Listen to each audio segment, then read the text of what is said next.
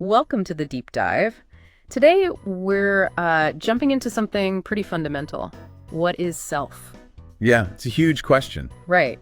And we're kind of moving past the idea that it's this fixed thing inside you. Instead, we're looking at how it's, well, constantly being created. Uh-huh. A process, really. Yeah, exactly. We got some really interesting material from a listener, pulls from philosophy, psychology, neuroscience even, all sort of grappling with this. It's fascinating stuff. So our mission today is to explore this idea called the recursive triad of selfhood. See if it gives us a fresh angle on, how we become us. And what's cool about this model, I think, is how it shifts things. It's not self as a noun, but self as a verb. Something you do continuously. Okay, self as a verb. I like that. So this triad, it's got three parts. That's the idea. First, you have your mindset. Then the recursive analytic self, let's call it RAS maybe. RAS, okay. Easier. And then the third? And the third is the narrative self, or NS. All right, mindset, RAS, NS. Let's unpack mindset first. What's that about? So, mindset. Think of it as your basic operating system almost. It's your core beliefs, your values, the assumptions you make, even the biases you might not realize you have.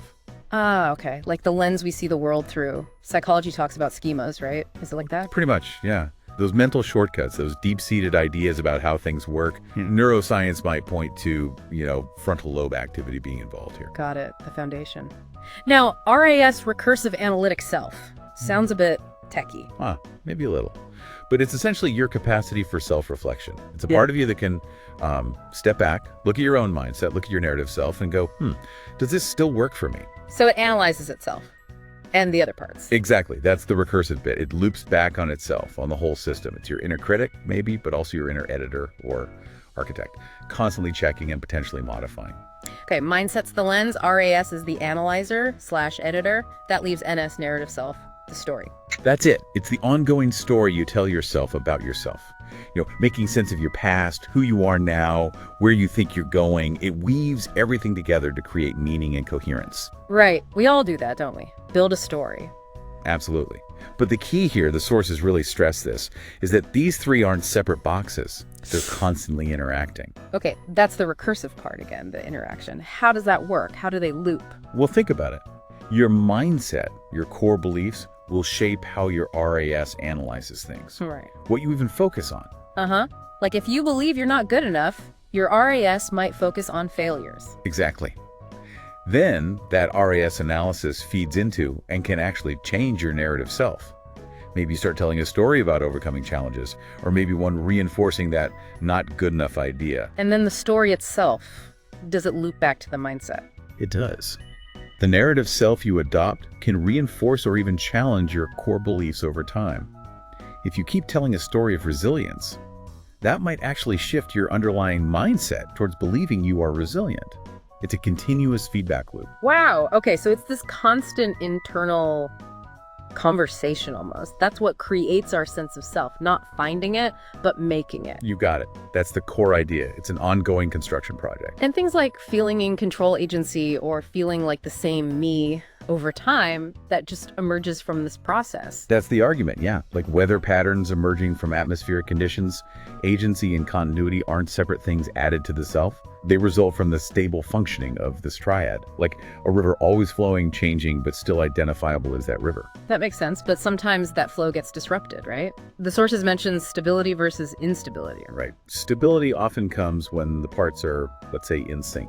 Your mindset is fairly consistent, your RAS is doing its job reasonably well, your narrative feels coherent. And instability.